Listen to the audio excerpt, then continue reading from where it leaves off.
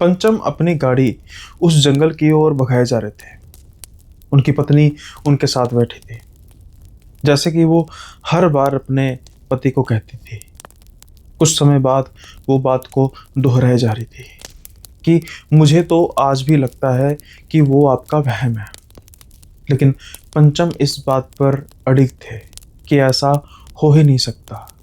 मैंने जीवन में बहुत कुछ कमाया है, इसमें कोई दो राय नहीं।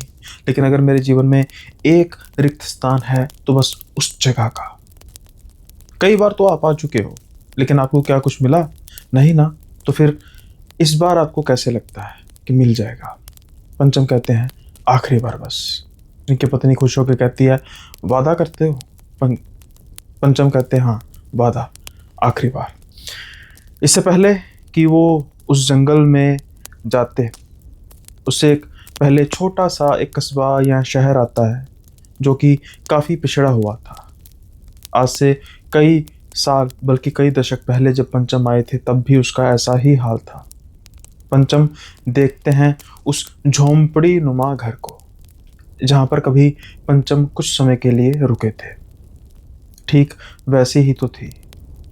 जल्दी से फिर वो गाड़ी में बैठते हैं और रवाना हो जाते हैं उस सफ़र की ओर जहाँ पर पहले उन्होंने कभी कुछ दशक पहले सफ़र किया था।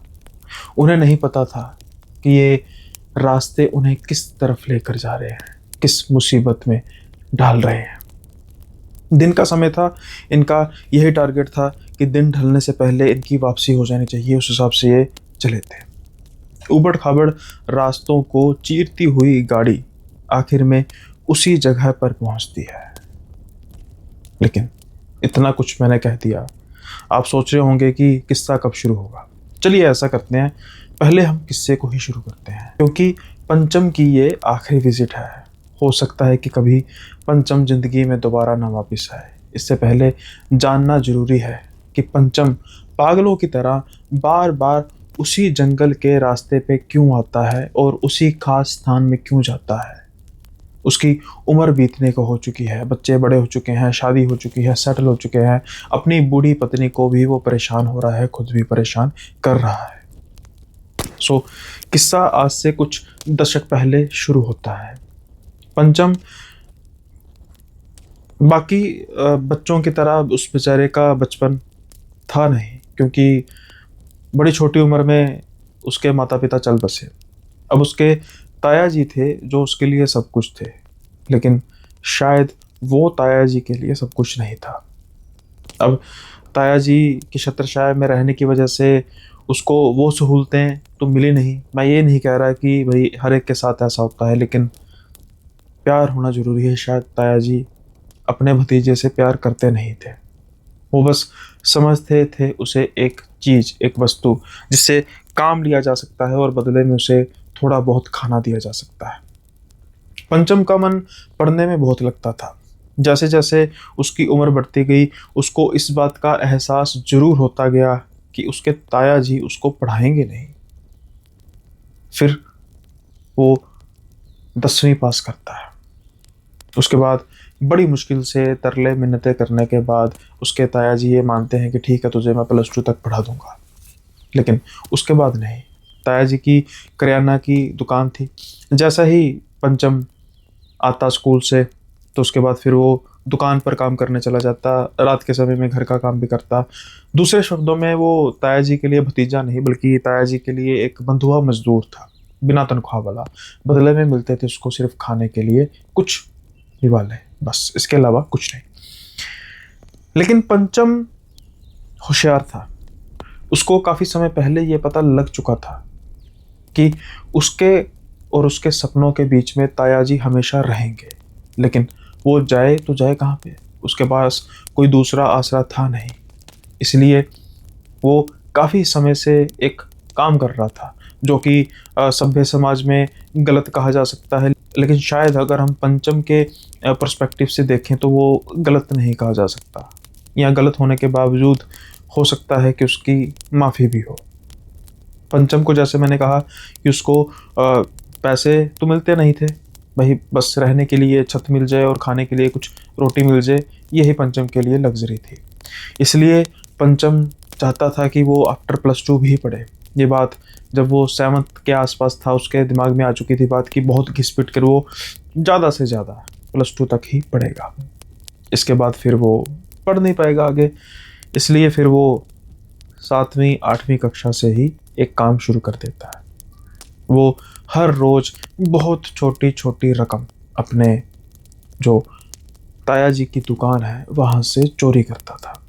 1 रुपया, 2 रुपए, 5 रुपए, जिसका कोई मतलब नहीं होता था, कि पता ही नहीं लगेगा हिसाब में कि इतना पैसा कहाँ गया। लेकिन ये रकम पंचम के लिए काफ़ी बड़ी थी, क्योंकि अगर वो इस रकम को कई साल जोड़ता रहे तो फिर वो अपनी आगे की उच्च शिक्षा प्राप्त कर सकता था। यही सोच पंचम की थी।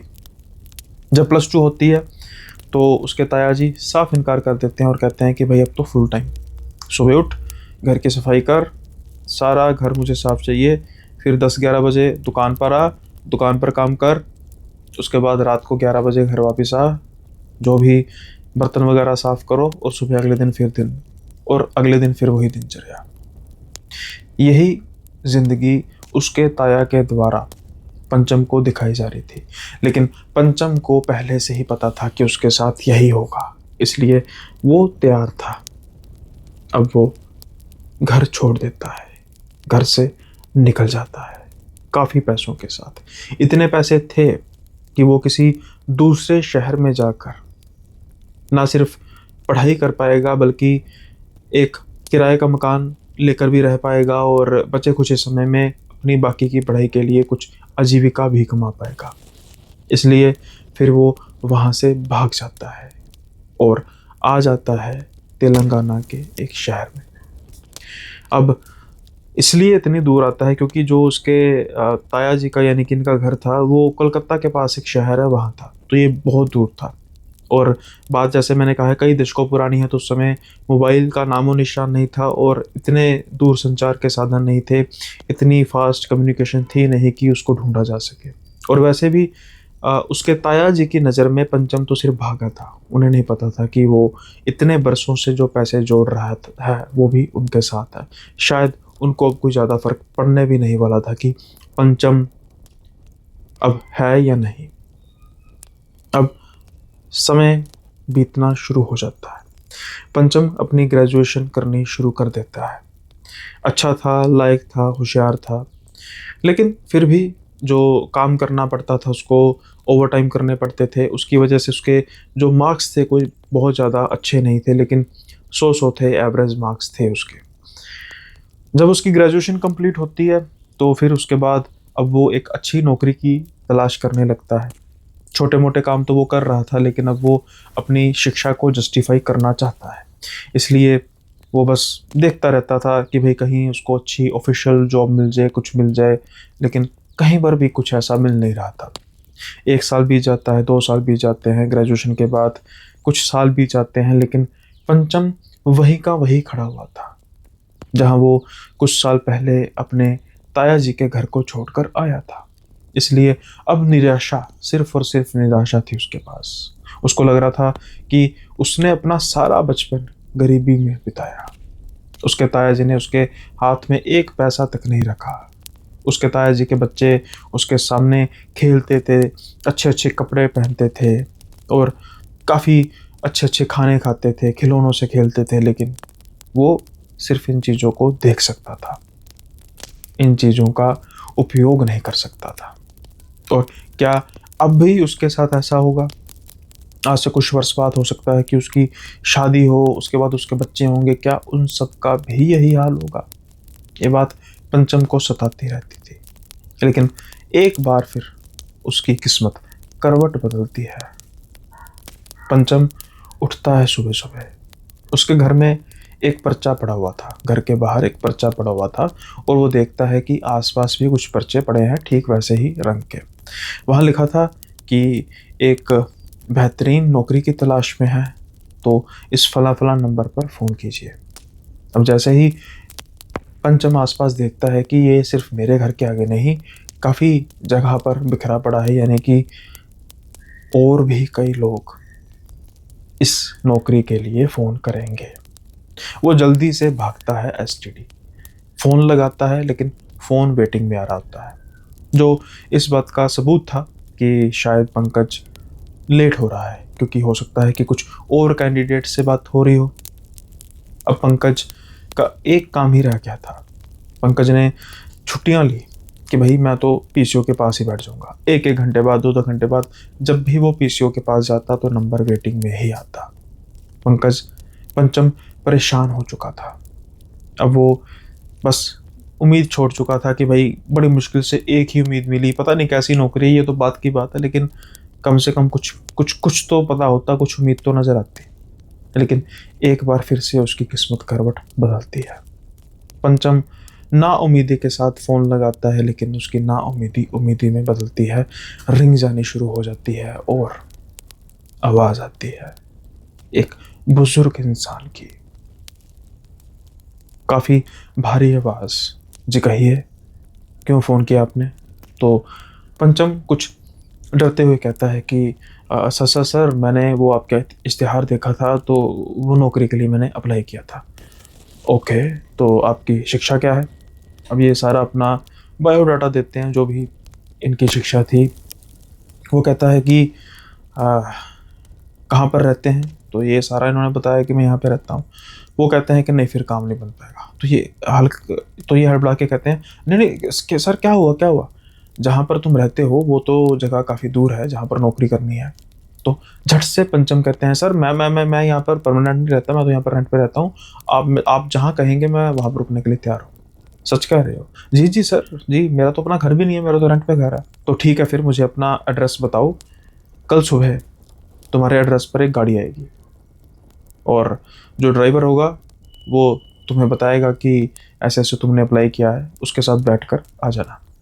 अब ये काफ़ी हैरान होते हैं कि भाई ये कौन सी नौकरी मिलने लगी जहाँ पर नौकरी मिलने से पहले ही एक गाड़ी में आदमी मुझे लेने आएगा। खैर भाई, अब तो ये कुछ सपने सजाने लग पड़े थे। उस रात इनको अच्छे से नींद नहीं आई। तैयारी करते रहे कि कैसे बोलना है, जिसके सामने भी इंटरव्यू होगा। अपने यारों दोस्तों से बात की, भाई कोई अच्छा सा कपड़ा दे दो, कोट पैंट वगैरह दे दो, मैं वापस कर दूंगा। सारे दिन वो जुगाड़ करते रहे और रात को वो तैयारी करते रहे। अब इंतज़ार था उनको सुबह का। सुबह होती है, बस इनकी टेक दरवाजे पर ही लगी थी कि कब दरवाज़ा खटकेगा और कब कोई आदमी मुझे कहेगा कि आपको मैं लेने के लिए आया। सुबह सुबह गाड़ी की आवाज़ आती है। बस इनका दिल तेज तेज धड़क रहा था कि आ गया यही होगा। और जैसे ही दरवाज़ा खटकता है, इनकी खुशी की कोई सीमा नहीं रहती। ये अपने आप को कंट्रोल में करते हैं और जाकर दरवाज़ा खोलते हैं। वहाँ पर एक आदमी खड़ा हुआ था, ड्राइवर के कपड़े डाले हुए थे, और कहता है कि पंचम आप ही हैं? तो कहते जी, वो नौकरी की बात आपसे की होगी। जी जी हाँ, तो चलिए मेरे साथ। अब पंचम जल्दी से आगे बैठना चाहता है, जो नॉन ड्राइविंग सीट होती है, तो वो ड्राइवर कहता है नहीं नहीं सर, पीछे बैठिए। पंचम को काफ़ी अजीब लगता है, प्रिविलेज भी लगता है कि भाई ये तो बड़ी अच्छी बात है, अभी नौकरी लगी नहीं है और ये तो बिल्कुल साहब जैसी फीलिंग आ रही है मुझे। खैर, अब पंचम बैठ जाता है गाड़ी में अंदर। गाड़ी रवाना हो जाती है। देखते ही देखते गाड़ी उस शहर को पार कर जाती है। गाड़ी वीरानों की तरफ जाना शुरू कर देती है। बीच बीच में छोटे छोटे गांव आ रहे थे। सफ़र काफ़ी लंबा था। पंचम को ये पता नहीं था। बीच में एक दो बार रुकते हैं खाना वगैरह खाने के लिए, लेकिन ना ही कोई ड्राइवर इनसे बात करता है किसी तरीके की कि भाई हम कितने समय तक पहुंच जाएंगे, और ना ही पंचम की हिम्मत होती है कि भाई अभी तो नौकरी लगी ही नहीं। हो सकता है कि ड्राइवर को भी समझा कर भेजा हो कि भाई देखो तो सही इंसान का बिहेवियर कैसा है, अगर मैं ज़्यादा बातें करूँगा तो इसका मतलब ये है कि इंसान बातूनी है और इधर की बातें उधर कर सकता है। इसलिए ये खामोश रहना ही सही समझते हैं। तकरीबन 11 घंटे के बाद ये पहुंच जाते हैं एक कस्बे नुमा जगह पे, जहाँ की हालत इतनी बेकार थी मानो जैसे बस कच्चे घर, झोंपड़ियाँ, कुछ इस तरीके का था। इनको बड़ी हैरानी होती है कि भाई जिस तरीके से मुझे लेकर आया गया है, उस तरीके से तो भाई ये जहाँ पर मुझे लेकर आ गए हैं ये तो बिल्कुल उलट है। लेकिन ये सवाल नहीं कर सकते थे। अब वो ड्राइवर एक छोटे से घर के पास गाड़ी रोकता है, जो तकरीबन बाकी घरों के मुकाबले कुछ हद तक ठीक था। आबादी आसपास इतनी नहीं थी, घर थे, एक आधे लोग ही इन्हें बाहर दिखाई दे रहे थे, ज़्यादा लोग थे नहीं। और ड्राइवर कहता है कि सर आज रात आप यहीं पे रुकेंगे, आपके खाने वगैरह का बंदोबस्त कर दिया जाएगा और कल सुबह मैं फिर आऊँगा, क्योंकि जहाँ पर हमने जाना है वो जो एरिया है वो फार्म हाउस है और जंगल के अंदर है, इसलिए फिर रात के समय में हम सफ़र नहीं कर सकते। तो आपको सुबह मैं फिर लेने आऊँगा, आप आराम कीजिए, वहाँ पर अंदर बिस्तर लगा हुआ है और कुछ ही समय में लड़का खाना लेकर आ जाएगा, तो आप आराम से खाना खाइए। ने कोई ज़्यादा सवाल जवाब करते नहीं हैं, गाड़ी से बाहर निकलते हैं और जब अंदर जाते हैं तो अंदर इनकी उपेक्षा से ज़्यादा कुछ अच्छा था। बड़ा सा बढ़िया सा बिस्तरा था और तकरीबन 15 मिनट बाद एक लड़का आता है और वो पूछता है कि आप क्या खाएँगे? इनको हैरानी होती है कि भाई मतलब जो है दे दो। कहते नहीं, नहीं सर आप बताइए, जो भी आप खाना चाहेंगे हम आपको ला कर दे देंगे। इनकी हैरानी और खुशी की सीमा ही नहीं थी कि भाई इतना वीआईपी ट्रीटमेंट, और वो भी इस जगह पे जहाँ पर अगर दाल चावल ही मिल जाए तो बहुत बड़ी बात है। और ये मुझे कह रहा है कि भाई जो भी खाने की बात करेंगे, लेकिन फिर भी ये अपने आप को कंट्रोल करते हैं कि कहीं ये टेस्ट तो नहीं है, कहीं ये इंटरव्यू का हिस्सा नहीं है कि भाई मैं दिल खोल कर बातें करूं कि मुझे ये ला दो और बाद में इनकी वैल्यूएशन ये होगी, ये तो भाई बंदा खाने पीने वाला है। तो ये बड़ी वही बेसिक सी चीज़ें कहते हैं कि नहीं नहीं सर रात के समय में मैं हल्का फुल्का खाता हूँ, आप दाल चावल एक आधी सब्जी वो भी जो भी चपाती वगैरह हमें दे दीजिए। कुछ समय बाद जो इन्होंने खाने के लिए ऑर्डर किया था वो लड़का लेकर आ जाता है, ये खाना खाते हैं और उसके बाद ये आराम से सो जाते हैं। सुबह का समय होता है, सुबह के समय दरवाज़ा खटकता है और जैसे ही दरवाज़ा खोलते हैं तो ये सामने उस ड्राइवर को पाते हैं। ड्राइवर कहता है कि सर आप तैयार हो जाइए और फिर हम उसके बाद चलेंगे। तकरीबन आधे घंटे बाद ये बिल्कुल अच्छे से तैयार हो जाते हैं और उसके बाद फिर उसी गाड़ी में बैठ जाते हैं। हाँ, एक चीज़ ये नोटिस कर रहे थे, ऑल दो कि जो ये समय चल रहा था ये आई थिंक 90 का दशक चल रहा था, लेकिन जो गाड़ी थी ना वो काफ़ी पुरानी थी। वैसे ठीक थी, लेकिन वो गाड़ी कुछ विंटेज टाइप गाड़ी थी, 1950 के आसपास की जो गाड़ियाँ होती थी वैसी गाड़ी थी। तो इनको ये बात अजीब लगी। अब ये गाड़ी में बैठ जाते हैं और कुछ समय बाद वो कस्बे से बाहर निकलकर एक सुनसान रास्ते की तरफ चल पड़ते हैं और जो गाड़ी है वो एक बार सड़क से इतर होकर एक दूसरा रास्ता इख्तियार कर लेती है जो जंगल की तरफ जा रहा था। और ये रास्ता जो था वो कच्चा रास्ता था, ऊबड़ खाबड़ रास्ता, कच्चा रास्ता। इनकी तो कमर जवाब दे रही थी क्योंकि रास्ता छोटा नहीं था। अगले 3 घंटे 3 घंटे इनको उसी रास्ते से गुजरना था। आप खुद सोच सकते हैं कि उस जंगल के कितने अंदर जा रहे थे। अब पंचम को उत्सुकता के साथ साथ डर लग रहा था कि भाई ये कहाँ पर लेकर जाया जा रहा मुझे, ये कौन सी जगह है, कहीं ये कुछ गैंग तो नहीं है, गिरोह तो नहीं है। लेकिन मेरे पास कुछ नहीं है, मेरे पास तो कुछ नहीं है, मेरे पास इनको देने के लिए क्या है?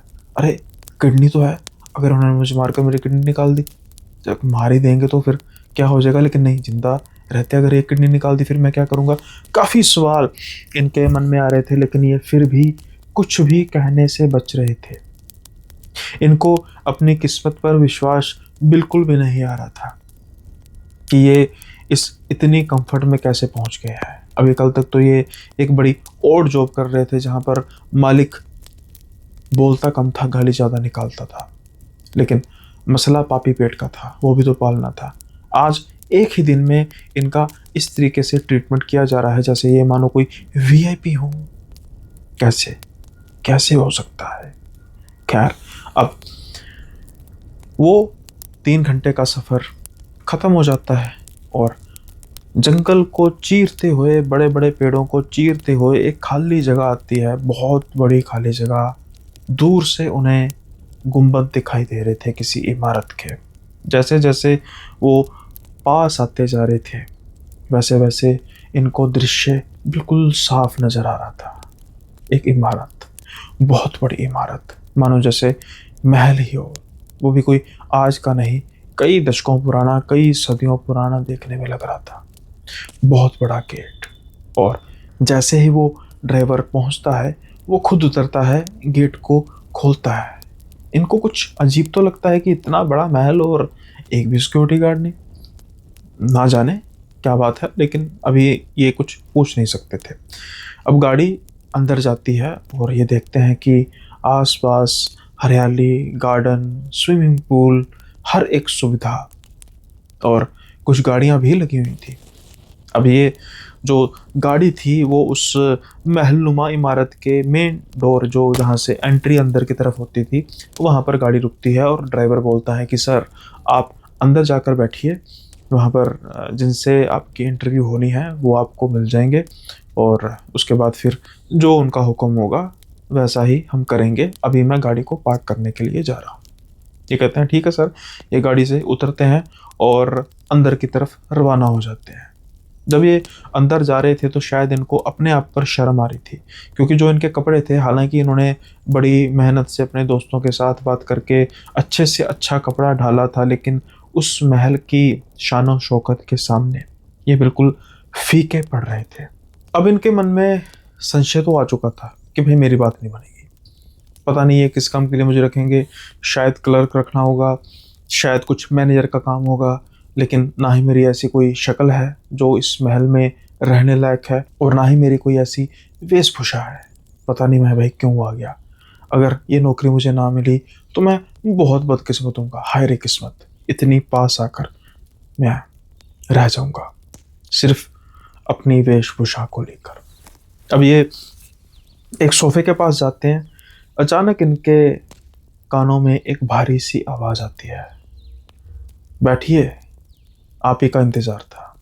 ये घूमकर पीछे देखते हैं, एक आदमी खड़ा हुआ था, थोड़ा सा झुका हुआ, गाउन डाला हुआ था, नाइट गाउन, और धीरे धीरे वो इनकी तरफ चलता हुआ आ रहा था, बिल्कुल डैशिंग, एक बिल्कुल जेंटलमैन। उसके हाथ में 2 गिलास थे ट्रे में, जो शायद कुछ कलर्ड थे, यानी कि ट्रांसपेरेंट गिलास था, और ऐसा लग रहा था कि शायद कोई जूस है या कुछ इस तरीके का है। वो धीरे धीरे इनकी तरफ बढ़ रहा था। इनके कहने के अनुसार ये जल्दी से बैठ जाते हैं और कुछ ही सेकंड में वो आदमी टेबल के सामने उस ट्रे को रखता है, एक गिलास इनकी तरफ सरकाता है और एक गिलास अपने तरफ, और कहता है कि इससे पहले हम कुछ बात करें, आप ये पिए, आप काफ़ी दूर से आए हैं, जूस है, काफ़ी अच्छा है जूस। ये धीरे से उस गिलास को पकड़ते हैं और अपने लोबों पे लगाते हैं। पता नहीं किस चीज़ का जूस था, लेकिन कहते हैं कि कभी इस तरीके का स्वाद उन्होंने चखा नहीं, बेहद ही ज़बरदस्त स्वाद। पूछना चाहते थे कि सर ये कौन सा फल है, लेकिन हिम्मत नहीं थी। बस ये खामोश रखना चाहते थे, अपने आप को टू द पॉइंट बात करना चाहते थे। इंटरव्यू में सफल होना ही इनका सबसे बड़ा मकसद था, ना कि ये पूछना कि कौन सा फल का जूस है ये। अब वो जो शख्स था वो कहता है कि आपके साथ ही मेरी बात हुई थी और मैंने कई लोगों के साथ बात की, लेकिन क्या तुम जानते हो कि मैंने सिर्फ तुम्हें शॉर्टलिस्ट किया। अब ये नहीं पूछते कि सर क्यों, बस ये धन्यवाद करते हैं कि सर आपका बहुत बहुत धन्यवाद। तो ये पूछते हैं, तो फिर वो बूढ़ा आदमी कहता है कि जानोगे नहीं, जानना नहीं चाहोगे कि क्यों।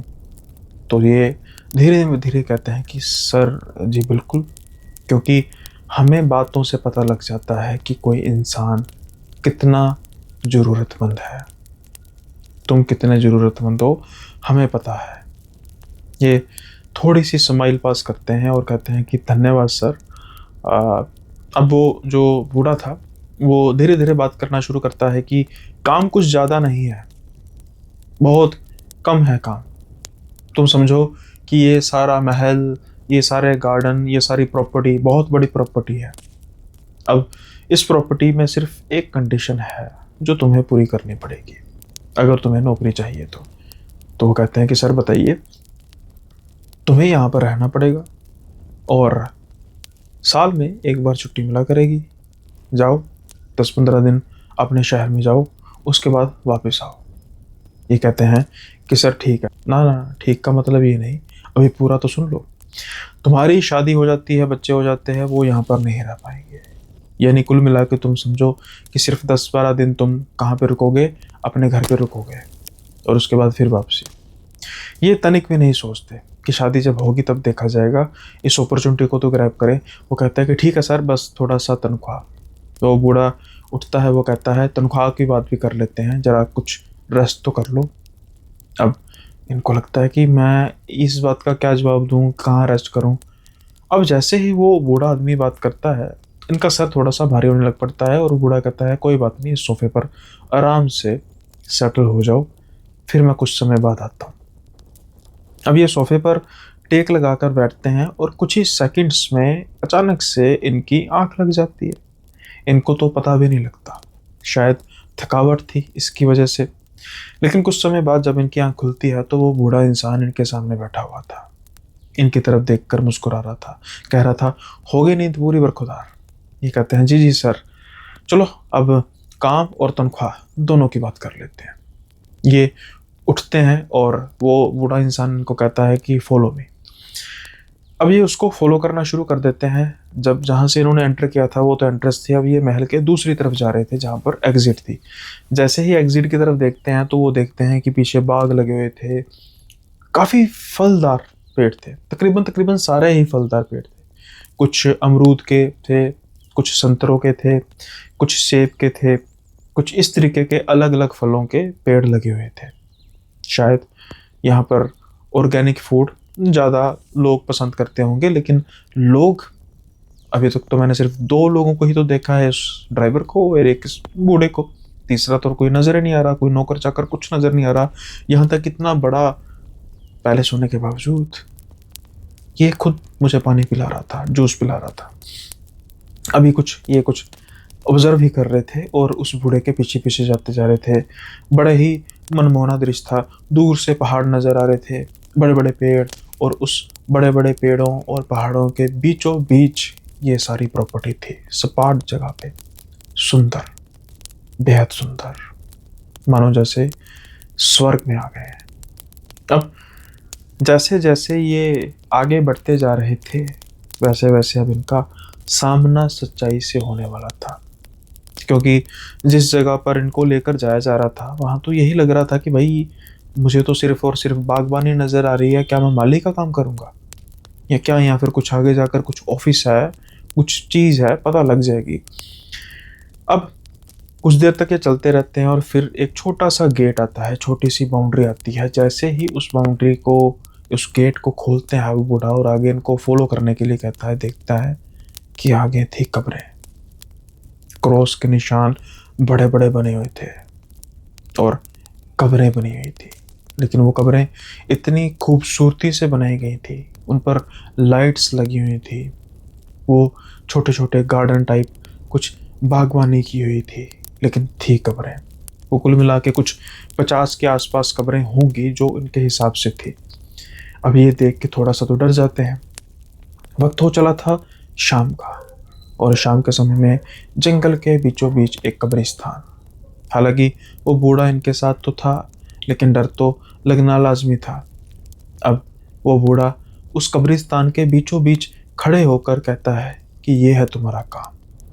ये डर जाते हैं, ये कहते हैं बीच में कि सर ये मैं समझा नहीं, क्या करना है यहाँ पे? अरे कुछ नहीं करना बरखुदार, वो तुम देख रहे हो, वो एक पेड़ की तरफ इशारा करता है। पेड़ पर एक बक्सा लटका हुआ था, जैसे पोस्ट का बक्सा होता है वैसा लटका था। तुम्हें हर रोज़ वहाँ पर एक पत्थर मिलेगा और उस पत्थर के हिसाब से तुमने इस कब्रिस्तान में काम करना है, बस इतना तुम्हारा काम है। ये कहते हैं सर बस इतना? हाँ हाँ इतना काम है तुम्हारा, लेकिन सर करेंगे क्या? मैंने कहा ना जो लेटर में लिखा होगा। और हाँ, ये जो कब्रें हैं हमारे रिश्तेदारों की कब्रें हैं, जो भी मेरे पिता, माता, दादा, दादी, कुछ मेरे बाकी रिश्तेदार, मेरी पत्नी, बच्चे, सब यहीं दफन है, उनका ख्याल रखना है। इनको बात बड़ी अटपटी लगती है। ख्याल सर, मेरे कहने का मतलब है कि इस कब्रिस्तान का टेक केयर करना है, तुम इस कब्रिस्तान के केयर टेकर होगे। अब ये इनको इतनी अटपटी बात लगती है कि भाई मैं यहाँ पर अपना समय बर्बाद करने आया हूँ। मैंने की है ग्रेजुएशन, माना आउटकम कर रहा हूँ क्योंकि नौकरी नहीं मिल रही, लेकिन अब मैं कब्रिस्तान की राखी करूँगा। दिमाग उबाले मार रहा था, लेकिन कहते हैं ना उबलते हुए दूध में कुछ जब छींटे पानी की पड़ती हैं तो दूध बैठ जाता है।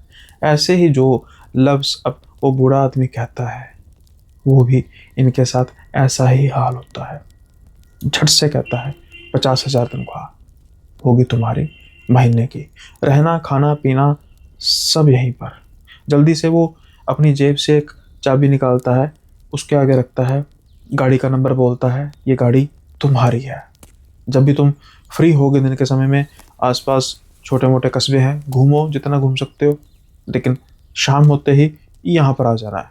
रात होते ही वो लेटर देखना है क्या लिखा है। काम चाहे 1 घंटे का है, 2 घंटे का है, 5 घंटे का है, वो करना है। फिर वो तुम देख रहे हो, ये कोने में देखते हैं एक हट बनी थी जो देखने में काफ़ी अच्छी लग रही थी, वो तुम्हारा आशियाना है। वहाँ पर सुविधा की हर एक चीज़ है, लैंडलाइन लगा है, फ़ोन करोगे, खाना देकर लोग चले जाएंगे। बस इतना ज़बरदस्त पैकेज इनको मिल चुका था कि ये तो भूल ही चुके थे कि मैं और कब्रिस्तान का केयरटेकर, हाँ बन सकता हूँ भाई। 50,000 मिलेंगे तो जरूर बनेंगे, इतनी सुविधाएं मिलेंगी तो जरूर मिलेंगी, और लेकिन कब्रिस्तान के बीच में रहना है, ये थोड़ी सी मेरे लिए दिक्कत की बात है। मैं कैसे कब्रिस्तान में रह सकता हूँ? ये डरते डरते बोलते हैं सर अगर आसपास कोई और जगह है कब्रिस्तान। अरे कुछ नहीं होता, मुझे एक ऐसा आदमी चाहिए जो मेरे इस काम को बड़े ही अच्छे तरीके से कर सके बेटा, क्योंकि ये जो लोग यहाँ पर दफन हैं ये कईयों के लिए मरे हो सकते हैं, मेरे लिए नहीं। उसकी आंखों में आंसू थे।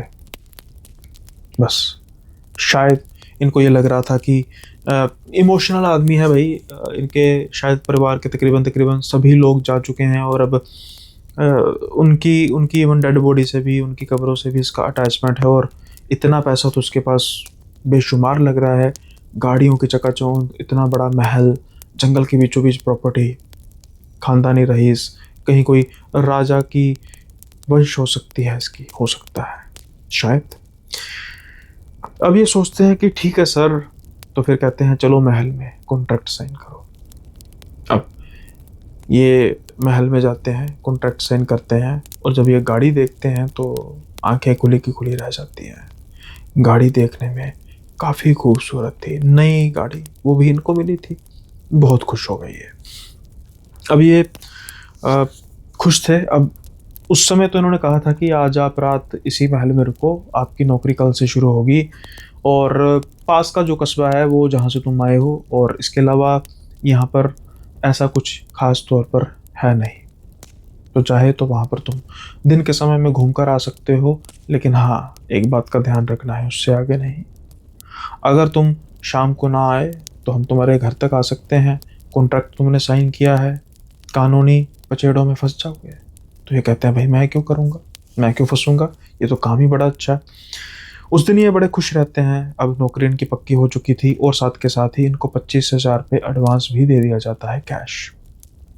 तो जब ये सब कुछ मामला पक्का हो चुका था, अब ये थोड़ी सी शान शौकत में आ चुके थे। ऑर्डर करते हैं। ये बात इनको कुछ अजीब लगती है कि नज़र तो कोई इनको आता नहीं, लेकिन जब ऑर्डर करते हैं तो ना जाने कहाँ से कोई इनको खाना देकर चला जाता है, ना जाने कहाँ से कोई इनको अच्छे कपड़े देकर चला जाता है। बात करने की कोशिश करते हैं, चुप, ज़्यादा बोलते नहीं, जैसे वो ड्राइवर। उसके बाद वो ड्राइवर भी नज़र नहीं आया। खैर अब ये सोचते हैं भाई मुझे क्या लेना देना। अब क्या होता है कि रात आती है, और पहली रात को ये उस लेटर को देखते हैं।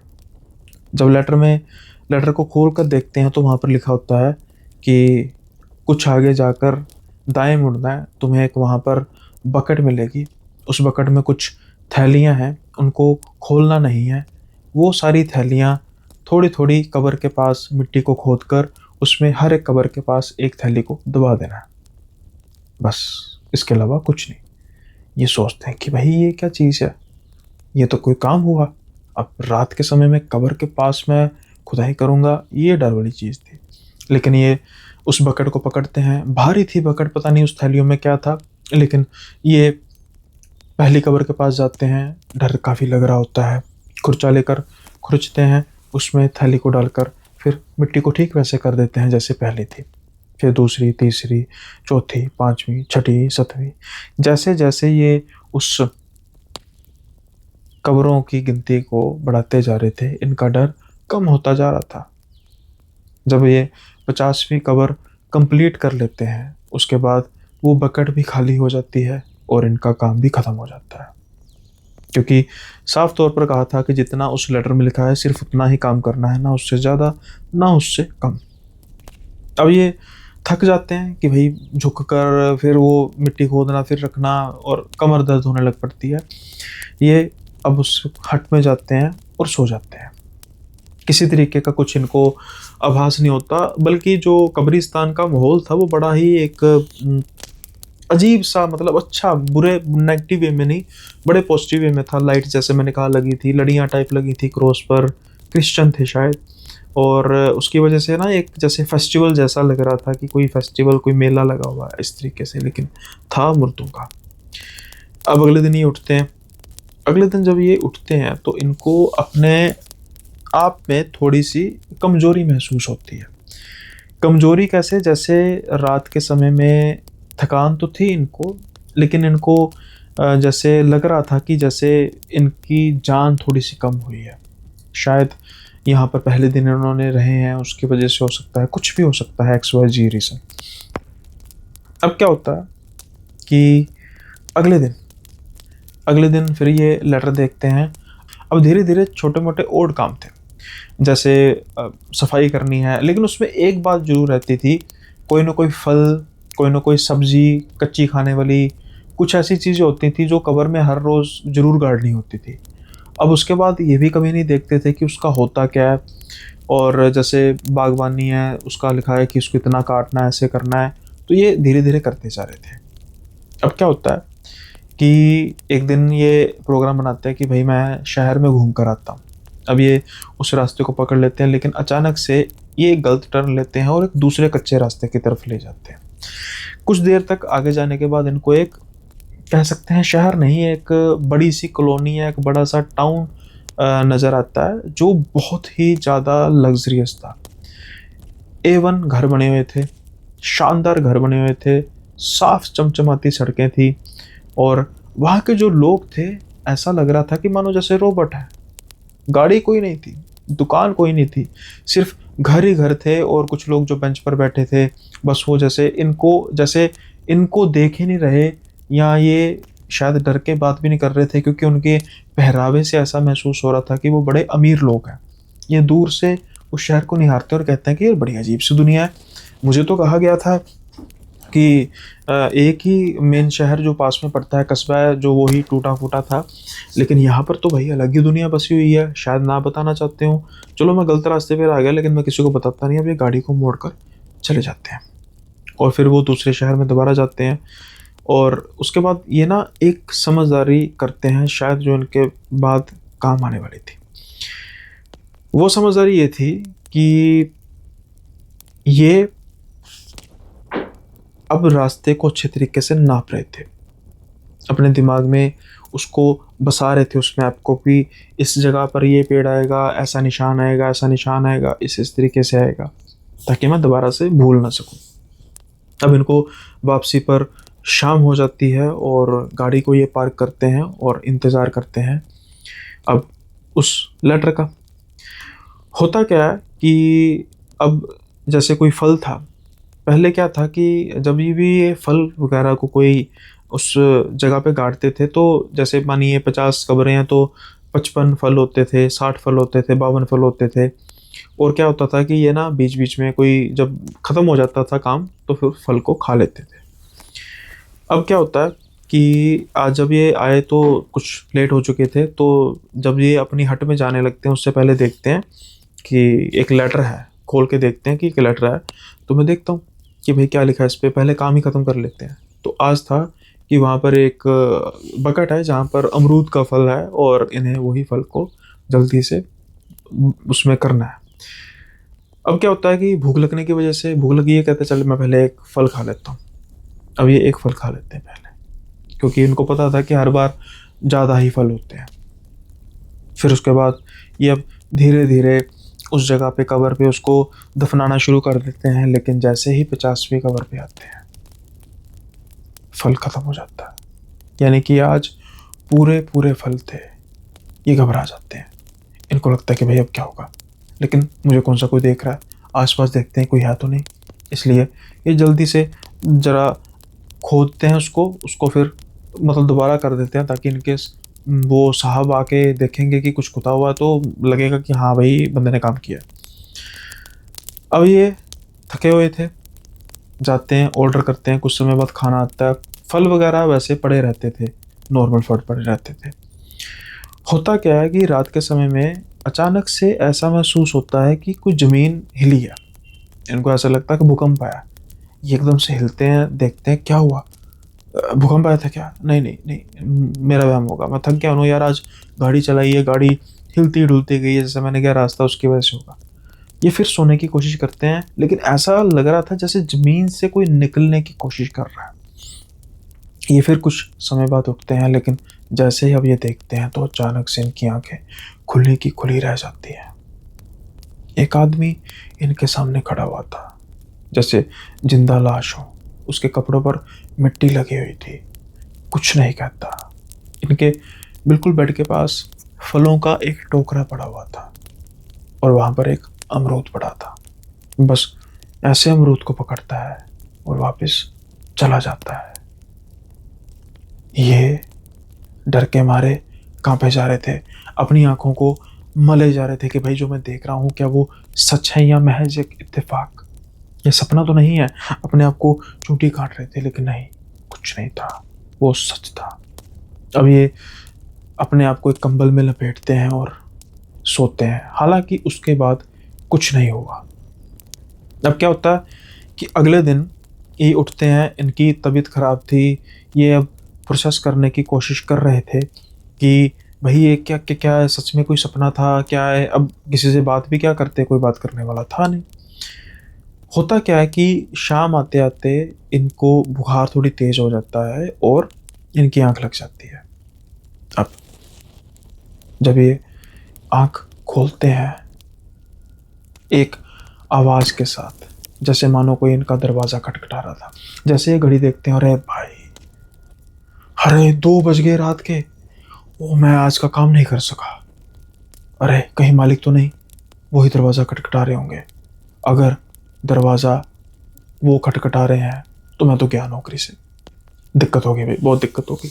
ये बड़े डरते डरते दरवाज़ा खोलते हैं, लेकिन जैसे ही दरवाज़ा खुलता है ये देखते हैं एक मालिक नहीं, कई लोग खड़े थे, आंखें खुली किए हुए,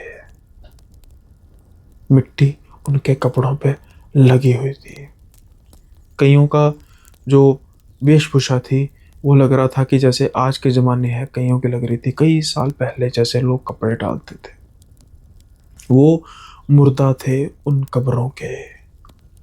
बस एक आवाज़ बोल रहे थे, खाना खाना खाना। अब कोई उनमें से हिल नहीं रहा था।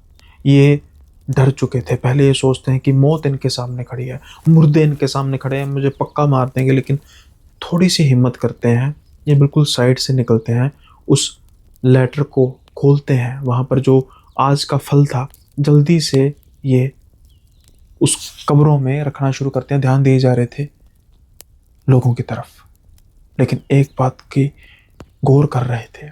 जैसे जैसे ये कब्रों को भुगताते जा रहे थे, वैसे वैसे इनको वहाँ पर जो लोग थे कम होते नजर आ रहे थे। क्या माजरा है ये? आखिरी कब्र में फल डालने तक सब गायब हो चुके थे। आज इनको समझ आ चुका था कि ये फल जाते कहाँ पे हैं और ये जगह है क्या।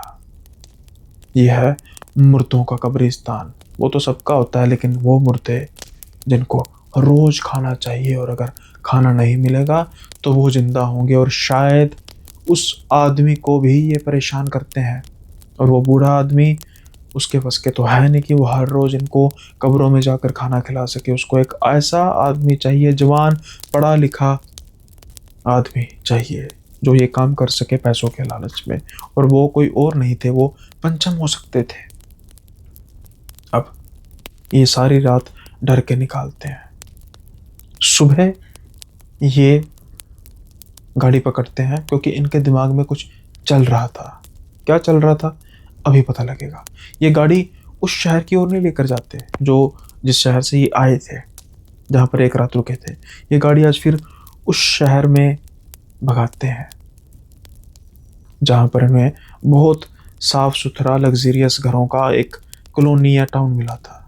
अब ये उन चेहरों को गौर से देखने की कोशिश कर रहे थे और ये हूबहू उनसे मिल रहे थे जो रात को इन्होंने देखे थे।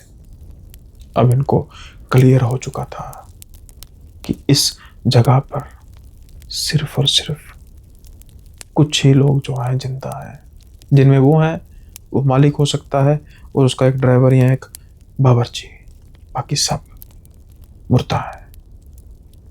आज इनका काम किया जा रहा है तो काम हो रहा है, लेकिन अगर मैंने काम करना बंद किया तो, और जब से मैं इस काम पर आया हूँ पैसा तो मिल रहा है लेकिन मेरा शरीर क्यों दिन ब दिन डाउन जाता जा रहा है। कहीं ऐसा तो नहीं कि ये उन फलों के साथ मेरी रूह का शिकार भी कर रहे हैं। वरना अगर ऐसी नौकरी है तो कौन छोड़ेगा। वो ताउम्र ऐसी नौकरी करेगा लेकिन बचेगा तो करेगा। जैसे मेरा शरीर दिन ब दिन कमज़ोर पड़ता जा रहा है ऐसे ही ना जाने और कितने लोग यहाँ पर आए होंगे और कुछ समय बाद वो मर गए होंगे। फिर नया शिकार। जैसे मैंने कहा ना कि इनके काम आने वाली थी जो इन्होंने तरकीब कुछ दिन पहले लड़ाई थी, वही अब ये उस पैलेस की तरफ रास्ता नहीं लेते, ये घुमाते हैं गाड़ी और वापस चल देते हैं शहर की तरफ। जब उस शहर में पहुंचते हैं सुख का सांस लेते हैं कि शुक्र है कोई बाधा नहीं आई। जल्दी से पुलिस स्टेशन जाते हैं। पुलिस स्टेशन जाकर वो कहते हैं, सारी बात बताते हैं। पहले तो पुलिस वाले उन पर हंसते हैं लेकिन कहते हैं कि सर मैं सच कह रहा हूं, आप मेरी बात को मानिए। एक बात और, पुलिस वाले विश्वास कर कर चलने भी लगते हैं लेकिन जब बाहर आते हैं तो कोई गाड़ी भी नहीं थी। कहाँ गई गाड़ी, कहाँ गायब होगी। खैर गाड़ी की बात तो इन्होंने की नहीं थी इसलिए उस बात को ये दबा लेते हैं। लेकिन उसके बाद जब जंगल में जाते हैं तो वहां पर कुछ नहीं था, कोई किसी महल का नामो निशान नहीं था तो एक पुराना कब्रिस्तान। वही कब्रिस्तान जिनकी कब्रों को खोदकर ये वहां पर फल डालते थे, लेकिन वो इतनी बुरी हालत में था। अब पुलिस वाले भी इनको गाली निकालते हैं, इतना हमारा समय बर्बाद किया, इतनी दूर लेकर आया, कुछ है नहीं, कौन सा महल है यहाँ पर। काफी डांट भी लगाई जाती है लेकिन ये हिम्मत नहीं छोड़ते। खैर जब ये वापस आ जाते हैं, पैसा थोड़ा बहुत तो इनके पास होता है, फिर ये कुछ काम धंधा करना शुरू करते हैं और किस्मत इनकी इतनी अच्छी रहती है कि वो काम इनका अच्छा चल पड़ता है और ये कुछ सालों में अमीर हो जाते हैं। लेकिन जब भी इनके पास समय होता ये उस जगह पर जाकर देखने की कोशिश करते कि कभी कोई सबूत तो मिल जाएगा। उसी की तलाश में ये आज भी अपनी पत्नी के साथ आए थे जब ये बूढ़े हो चुके हैं। और शायद जैसा मैंने कहा कि ये कह रहे हैं कि आखिरी सर्च थे। अब जब ये उस जगह को ढूंढ रहे थे, ध्यान से देखने की कोशिश कर रहे थे कब्रों के आसपास कि कुछ तो मिलेगा, कुछ तो मिलेगा, अचानक से इनकी पत्नी की चीख निकलती है। ये कहते क्या हुआ, कुछ पाँव में मुझे लगा कुछ चुभा है पाँव में। इनकी जो जूती थी वो काफ़ी पतली सोल वाली डाली थी। ये जैसे पाँव ऊपर करते हैं और नीचे देखते हैं, एक कांच का गिलास। शायद ये इसको पहचान पा रहे थे। ये खोदना शुरू करते हैं और वो एक टूटा हुआ गिलास था जो शायद कुछ साल पहले जिसमें इन्होंने वो जूस पिया था। क्या वो जूस था या कुछ और था, कुछ ऐसी चीज़ थी जिसके बाद इनके आसपास ऐसी इल्यूजन क्रिएट हो चुकी थी जिनको महल नज़र आ रहा था, अच्छी अच्छी कब्रें नज़र आ रही थी, वो शहर नज़र आ रहा था। ये कहते हैं मैंने कहा था ना, अब खुद बताओ कि यहाँ पर क्या गिलास कैसे हो सकता है।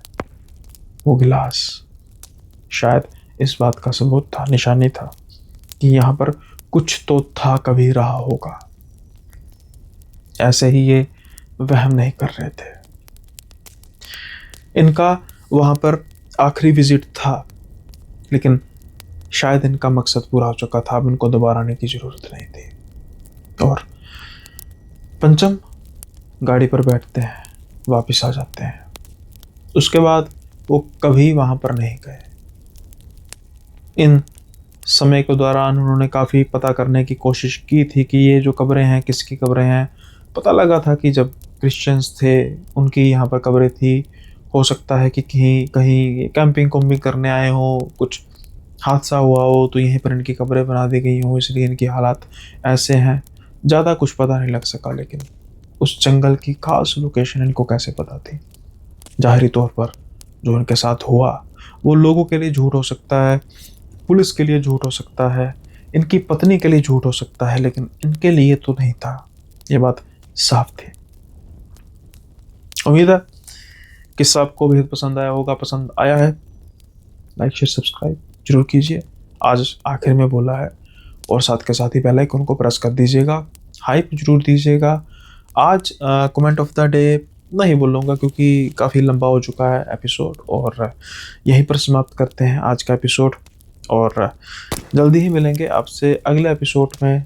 लेकिन उससे पहले यार, मुझे पता है मेरे बड़े व्यूअर्स हैं जो आखिर तक देखते हैं, जो दूसरे चैनल में मैंने पॉडकास्ट अपलोड किया। यार क्या बात, आप देख ही नहीं रहे? भाई माना आपको हॉरर पसंद है, लेकिन हॉरर के आगे भी तो कुछ दुनिया होती है। चलो हॉरर पसंद है, मैं भी तो पसंद हूँ ना आपको, मेरी बातें भी तो पसंद है। तो जो ये अभी रिसेंटली पॉडकास्ट अपलोड हुआ है कल की भगवान जी को लेकर, तो इसको भी गो थ्रू कीजिए यार। मैंने थंबनेल दिया है, कितनी मेहनत से काम किया है, तो प्लीज़ आप इसको भी देखिए। और डिस्क्रिप्शन में मैं इसका लिंक दे दूंगा, जिसको जिसको भी ये पॉडकास्ट सुनना है तो ज़रूर सुनिए। बहुत मेरे हिसाब से भाई अच्छा पॉडकास्ट है, तो प्लीज़ गो थ्रू कीजिए। और वो चैनल भाई एक्टिव हो चुका है, वहाँ पर मैं आपको थोड़ा सा बता देता हूँ। अब यहाँ पर मैं इस समय इसलिए बात कर रहा हूँ कि ये पोर्शन वो देख रहे होंगे जो सच में मतलब मेरे साथ कनेक्टेड है। तो उस पॉडकास्ट का जो मैं बना रहा हूँ वो इस तरीके का होगा कि उसमें नॉर्मल पॉडकास्ट होंगे, एक हॉरर भी होगा क्योंकि थोड़ी सी रीच बढ़ेगी, 3:1 की रेशो में, यानी कि 4 पॉडकास्ट महीने की हुआ करेंगे, 3 नॉर्मल 1 हॉरर।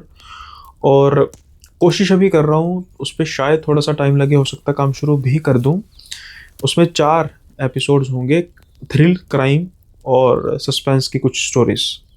उस पर थोड़ा सा एडिटिंग पर काम करूँगा, तो 8 वीडियोस वहाँ पर मोटी मोटी करेंगे। तो आपको मेरा जो मकसद है, आपको एक फुल फ्लैश स्टोरी टेलिंग का पैकेज देना है, क्योंकि आप हॉरर सुनते हैं, साथ के साथ और भी सुनते होंगे, क्राइम थ्रिल भी सुनते होंगे। तो मेरा ये मकसद है कि आपको एक फुल फ्लैश पैकेज देना है। तो प्लीज़ आप मेरे दूसरे चैनल को भी गो थ्रू कीजिए, सब्सक्राइब कीजिए, लाइक कीजिए उसको भी, वहाँ पर भी सब्सक्राइबर्स की संख्या को और बढ़ाइए।